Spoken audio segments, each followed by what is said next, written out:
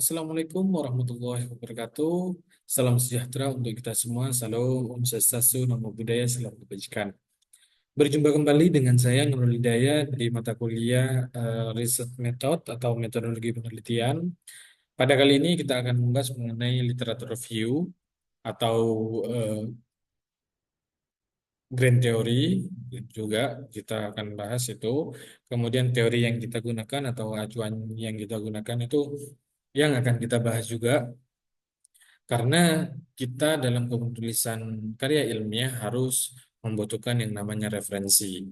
Referensinya itu, referensi yang kita gunakan tidak sembarangan, tapi referensi yang digunakan oleh kita itu referensi yang sesuai dengan arah penelitian kita. Kemudian referensi yang kita gunakan juga harus kredibel dan bukan referensi abal-abal. Dalam hal ini, literatur review di mana berisi tentang teori, temuan, dan bahan penelitian lain yang diperoleh dari bahan acuan untuk dijadikan landasan kegiatan penelitian. Uraian dalam literatur review ini diarahkan untuk menyusun kerangka pemikiran yang jelas tentang pemecahan masalah yang sudah diuraikan dalam sebelumnya atau perumusan masalah penelitian terdahulunya. Penelitian dimulai dengan penulisan pustaka yang berhubungan dengan subjek penelitian. Penulisan pustaka merupakan langkah pertama untuk mengumpulkan informasi yang relevan bagi penelitian. Penelusuran pustaka berguna untuk menghindarkan duplikasi dari pelaksanaan penelitian. Jadi agar penelitian kita itu tidak duplikat juga, ya kita membutuhkan yang namanya penelitian terdahulu. Kemudian dalam hal ini, eh, literatur review itu tidak hanya fokus pada buku, tidak hanya fokus pada artikel, atau tidak hanya fokus terhadap artikel ilmiah, eh, tapi kita bisa menggunakan referensi-referensi lain sesuai dengan tren atau apa perkembangan masa kini. Ada yang namanya di metode itu dalam pengumpulan referensi atau data kita itu bisa menggunakan etnografi. Yang dikatakan etnografi itu jadi pengumpulan bahan-bahan kita atau materi-materi kita atau referensi kita itu bisa dari media sosial, bisa dari YouTube, kemudian bisa dari web, bisa dari ya media sosial yang bisa kita manfaatkan sebagai referensi atau sebagai literatur review. Eh, di sini tiga aspek utama dalam melakukan literatur review.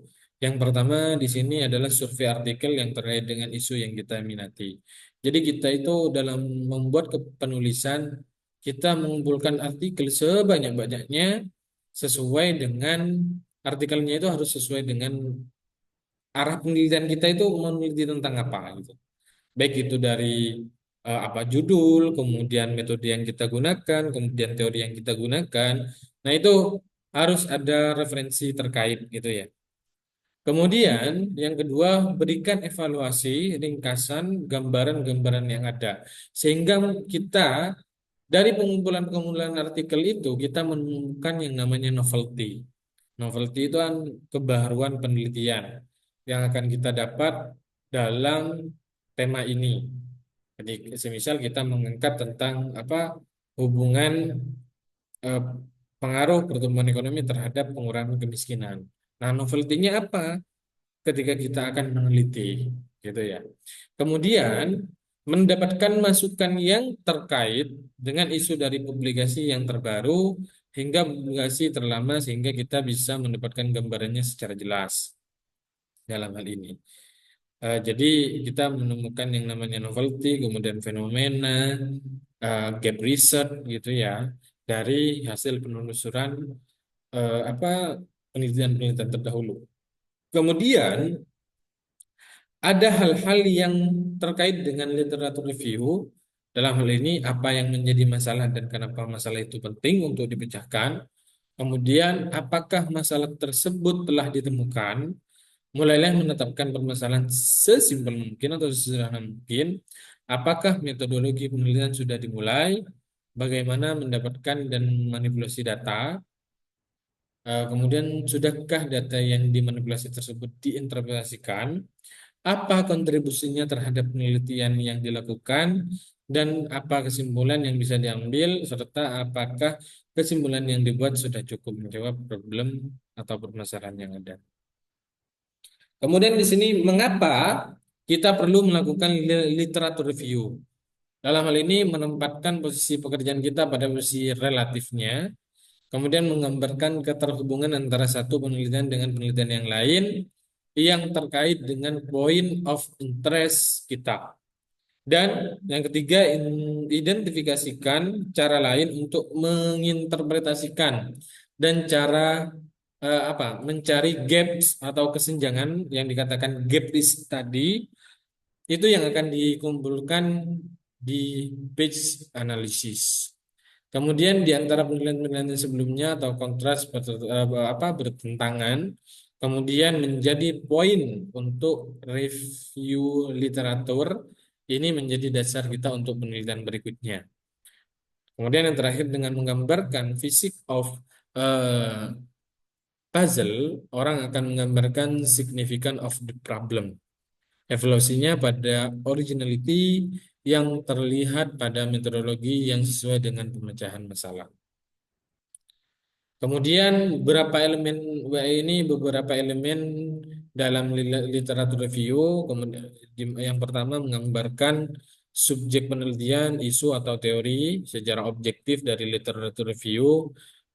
Definisi dari literatur review dimasukkan dalam kategoris. eh, Contoh untuk mendukung posisi relatif dan alternatif, menjelaskan bagaimana dari setiap literatur review, kemudian membuat kesimpulan dari sebagian, memberikan masukan dari berbagai argumen.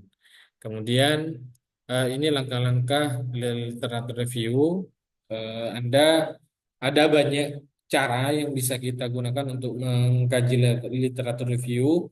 Bagi sebagian orang bisa menggunakan sumber data primer yang berasal dari hasil-hasil penelitian seperti jurnal, tesis, disertasi, dan sebagainya, yang digunakan untuk memantapkan ide yang telah kita temukan sebelumnya. Kemudian selain itu ada sumber data sekunder, secondary sources, kemudian seperti buku, majalah, koran, penulisan dengan komputer, atau online database menggunakan Google atau ChatGPT. Kemudian ini langkah-langkah literatur review di mana cari permasalahan, cari literatur, evaluasi data, kemudian analisis dan interpretasikan. Kemudian cara untuk mereview sebuah literatur di sini mencari kesamaan, ketidaksamaan, kemudian memberikan pandangan, membandingkan, kemudian meringkas. Hal penting dalam membuat literatur review itu adalah fitur atau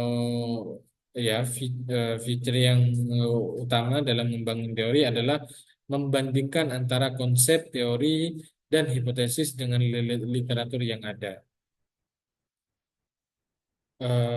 Ini untuk contohnya, kemudian ini sumber-sumber literatur review. Hampir seluruh penelitian dibangun berdasarkan penelitian yang sebelumnya. Kemudian Circle of Scientific Literature, di mana dalam hal ini ada ide, research, kemudian discussion, primary literatur, kemudian secondary literatur, kemudian tertiary literatur.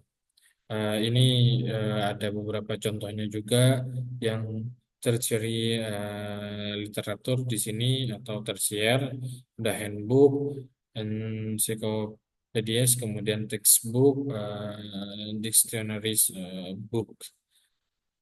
Kemudian ini sumber yang bisa dijadikan literatur review, paper, tesis, disertasi, kemudian jurnal. Ada yang namanya etnografi seperti yang dijelaskan barusan oleh saya, kemudian majalah, pamflet, clipping, kemudian abstrak, proceeding, website yang membuat ilmu komputer. Kemudian ini untuk referensi bacaan untuk teman-teman bisa dibaca dan bisa dijadikan acuan dalam mata kuliah metodologi penelitian. Ini untuk profil atau biodata dari saya, baik itu di penelitian, pengabdian, sama apa pendidikan. Cukup sekian yang bisa saya sampaikan. Semoga bermanfaat. Kurang lebihnya, mohon maaf. Wassalamualaikum warahmatullahi wabarakatuh.